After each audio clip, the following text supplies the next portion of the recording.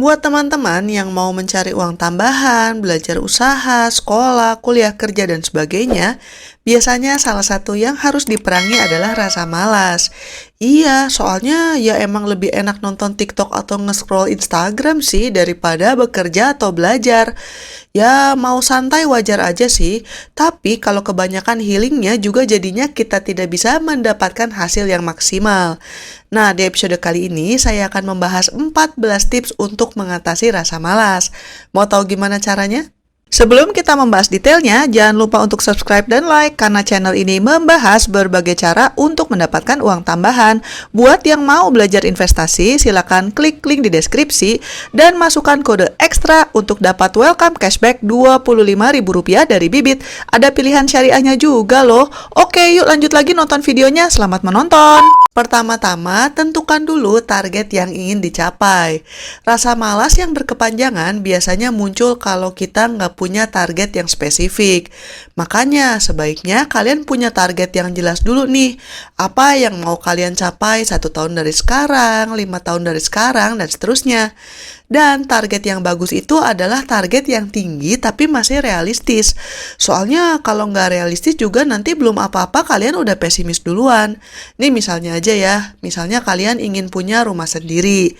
Ya coba survei dulu, kalian maunya rumah di daerah mana? Berapa ukurannya? Di sana harganya berapa? Dan seterusnya. Kalau kalian mau rumah yang seperti itu, penghasilannya harus berapa? Dan kalau kalian sudah punya tujuan yang jelas, baru kemudian direnungkan kira-kira gimana ya caranya untuk mencapai tujuan itu.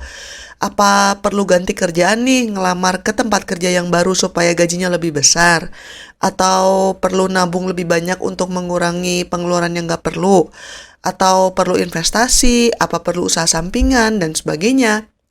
Jadi, tiap kali ngerasa males, kalian ingat-ingat lagi nih, apa sih tujuan yang ingin kalian capai? Tips selanjutnya adalah berpikir positif. Dari pengalaman saya pribadi, biasanya males tuh karena 2 hal nih.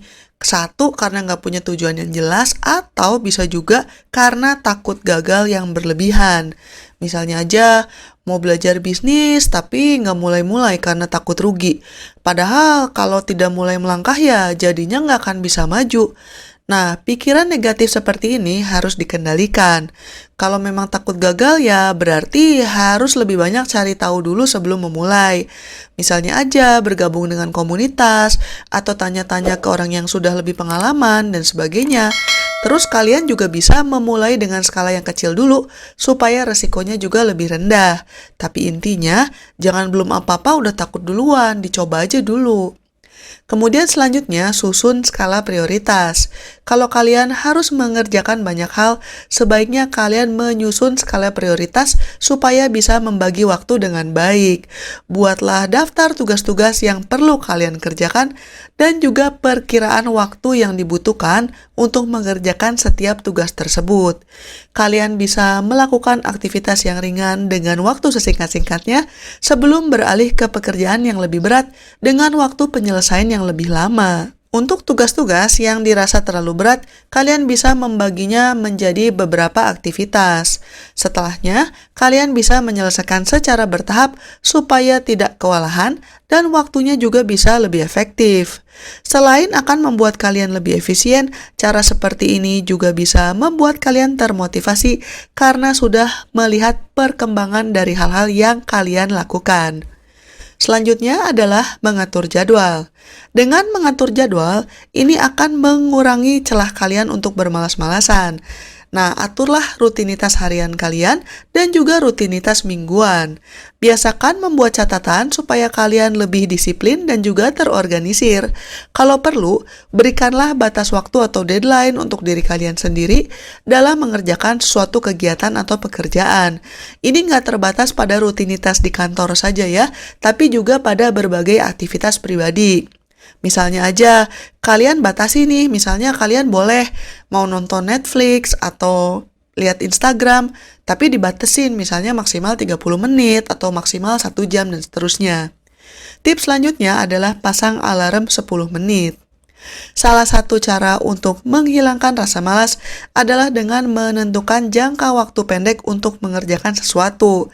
Misalnya saja dengan memasang alarm selama 10 menit untuk melihat seberapa banyak hal yang bisa kalian lakukan dalam kurun waktu tersebut. Dengan memasang alarm atau waker ini, kalian akan dimotivasi untuk fokus melakukan apa yang harus kalian kerjakan sampai timernya berbunyi. Soalnya, masa sih 10 menit aja nggak bisa?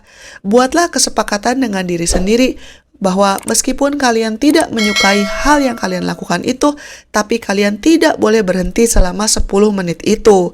Biasanya kalau udah lewat 10 menit, 20 menit, maka kalian akan merasa lebih ringan untuk melanjutkannya. Tips selanjutnya adalah mengerjakan dari yang mudah dulu.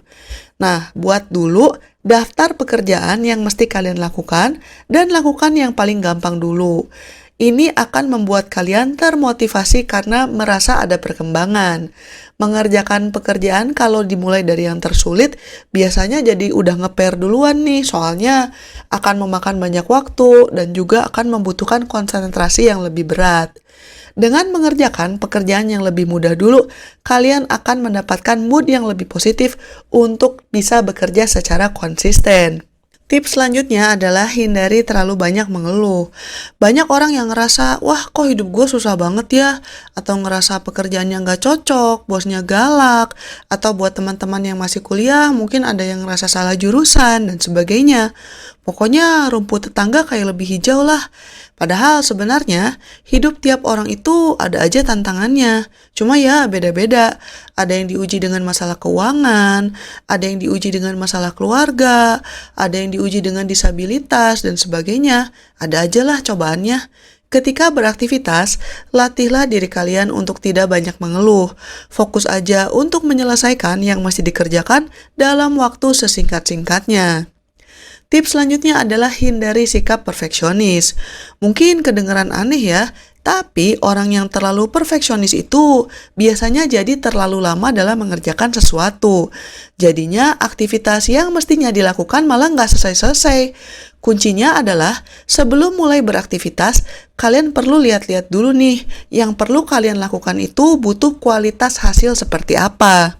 Misalnya, kalau kalian cuma beberes rumah, ya asal rapi nggak apa-apalah, cukup. Tapi kalau kalian lagi mengerjakan tugas akhir, ya kualitasnya harus bagus, karena akan berpengaruh pada IPK dan juga status kelulusan kalian. Tips selanjutnya adalah hargai proses. Kalau kalian sudah berhasil mencapai target-target kecil dalam mewujudkan rencana, hargailah usaha tersebut dengan merayakannya. Cara-cara ini bisa membantu untuk meningkatkan motivasi kalian dan melawan rasa malas serta mewujudkan rencana dalam jangka panjang. Tips selanjutnya adalah minta bantuan orang lain. Cara lain yang dapat digunakan untuk menghilangkan rasa malas adalah dengan meminta bantuan. Meminta bantuan itu bukan berarti lemah ya, tapi ini adalah upaya kita untuk mencari cara yang lebih efektif untuk melakukan sesuatu. Misalnya aja nih, kalau kalian udah kerja nih di kantor, terus mengerjakan sesuatu kok kayaknya susah banget ya, atau kalian kok butuh waktu lama banget ya, tidak ada salahnya untuk bertanya pada rekan kerja lain yang lebih senior, siapa tahu mereka punya tips untuk melakukan sesuatu dengan lebih cepat. Tips selanjutnya adalah beri penghargaan atau reward atas pencapaian. Salah satu cara untuk menghilangkan rasa malas adalah dengan menghargai diri kita sendiri.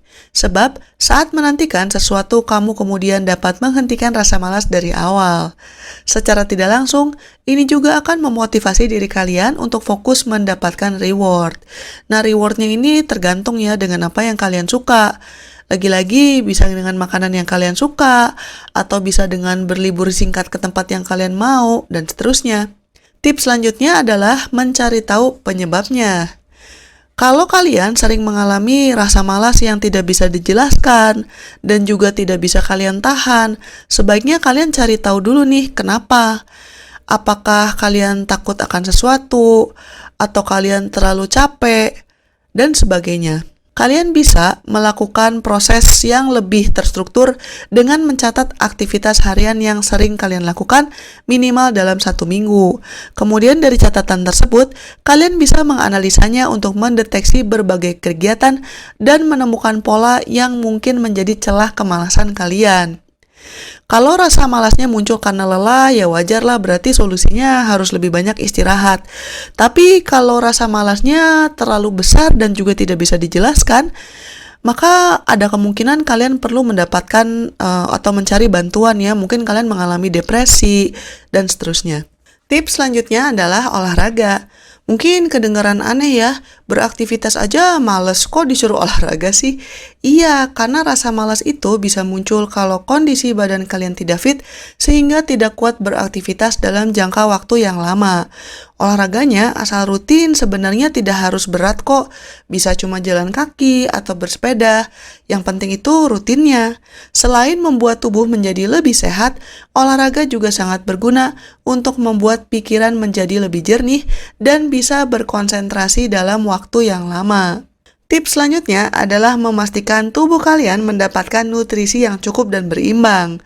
Kalau kalian kebanyakan makan makanan instan dan jarang mengkonsumsi sayur dan buah, itu ada pengaruhnya loh ke kadar zat besi dan gula darah kalian. Ini membuat aktivitas jadi terasa berat. Makanya pastikan kalian makan 4 sehat 5 sempurna secara rutin. Demikian guys, sejumlah tips untuk mengatasi rasa malas. Kalau kalian punya tips lain yang belum Mimin sebutkan, silakan tuliskan komentar kalian di bawah. Kalau kalian mau tahu gimana caranya untuk mendapatkan uang tambahan, silakan mampir ke channel saya karena ada banyak video yang membahas soal ini. Sekian dulu episode kali ini dan selamat mencari uang tambahan. Bye-bye.